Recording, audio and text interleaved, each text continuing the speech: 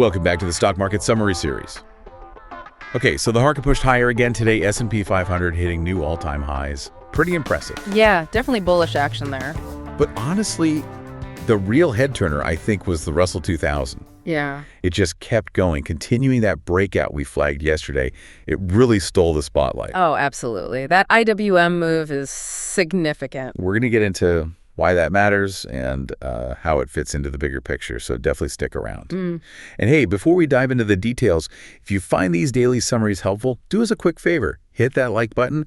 It doesn't cost you anything, but it really helps us out a lot. It does. And click subscribe so you don't miss these updates. You can always unsubscribe later if you change your mind. No worries. Right. Just quick heads up, as always, nothing we talk about here is specific buying or selling advice. This is just general market commentary, trading education. Exactly. Just our observations and analysis. So quick overview. Felt pretty bullish across the board. Key moves in tech, small caps shining, and everyone's kind of holding their breath for tomorrow's economic news, right? That's the setup. So looking at the broad market, the S&P 500, the SPY, it climbed about 0.45%, pushing to those new all-time highs, building on yesterday, which was, well, pretty flat. Right.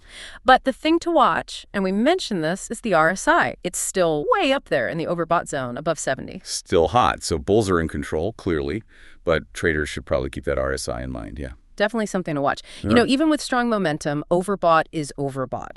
Doesn't mean it has to pull back immediately, but it's a condition to be aware of. Got it. And the NASDAQ, the QQQ. That surged 0.7%, shook off yesterday's little dip pretty nicely. Driven by tech, I assume. And maybe that Vietnam freight news. Yeah, exactly. That news about easing tariff concerns certainly didn't hurt sentiment for tech stocks. Okay.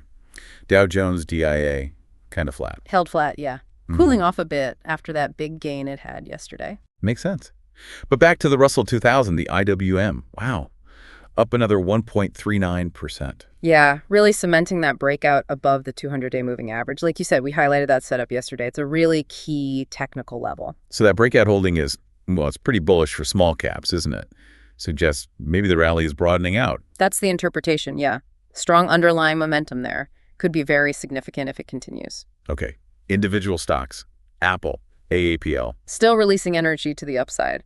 Extending that breakout from its, month-and-a-half consolidation phase. Looks like it. And Big Bear AI. That thing is wild. Yeah.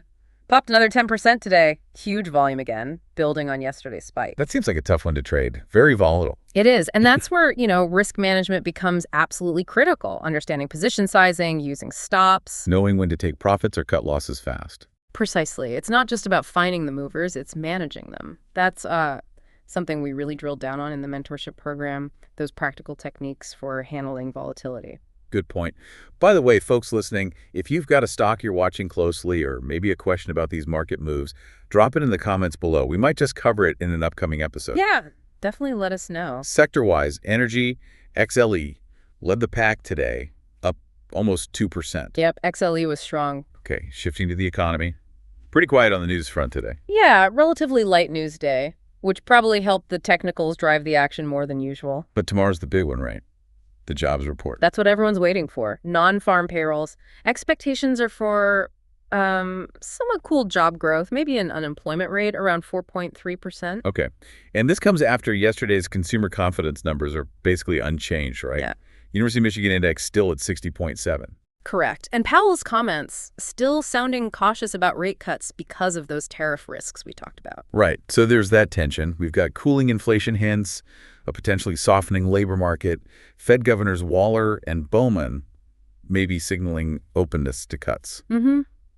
Fueling that anticipation for a potential July rate cut. But Powell's still pumping the brakes a bit because of tariffs. Exactly. It highlights how data-dependent they are. Tomorrow's jobs number could really swing expectations one way or the other. It's pretty pivotal. Makes sense. Okay, let's look at crypto. Bitcoin, big comeback today. Huge bounce. BTC up, 3.57%? Roared back strongly right from its 20 and 50-day moving averages. Yeah, we flagged it yesterday, didn't we? Said it was building energy around those levels. Looks like it released it. It certainly did. Good follow-through. If it can hold these levels, the outlook stays pretty bullish, technically speaking. Okay, and metals. Gold, GLD. Gold was up too, about 0.7%. Importantly, it held above its 20-day moving average. Seems to be stabilizing like we observed. And silver, SLV. Silver climbed even more, 1.56%. And technically, it looks like it's forming a bit of a bull flag pattern there. Oh, interesting.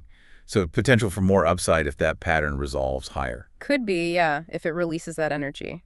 Both gold and silver, really key to watch for technical follow-through from here. All right, so wrapping things up for today. It felt like a clear bullish push overall. We had the SPY hitting new highs, that Russell 2000 breakout gaining steam, Bitcoin surging. Yep, lots of positive signals. All while the market keeps one eye firmly fixed on tomorrow's jobs report. Absolutely. That's the immediate catalyst everyone's focused on. In understanding these dynamics, the technical setups like the IWM breakout or the SPY's RSI, the crypto bounces, managing volatile stocks like Big Bear AI, that's really key, isn't it? It really is. And that's why, having a solid process, mastering risk management, knowing how to spot these setups, but also how to trade them, it's crucial. Letting winners run, cutting losers fast. Exactly, those core principles, which, again, is what the Grok Trade Mentorship program is all about, coaching traders on exactly that with support until they recoup their investment. It's about applying the stuff for real results. Well put. So, to sum up, bullish day, SPY highs, IWM extending, BTC surging, eyes on jobs tomorrow. That covers it. And hey, one last time, got a ticker you want us to break down, something you're watching, drop it in the comments. We genuinely love seeing what's on your radar. Yeah, please do. All right, thanks for tuning in, everyone. We'll be back with the next update. See you next time.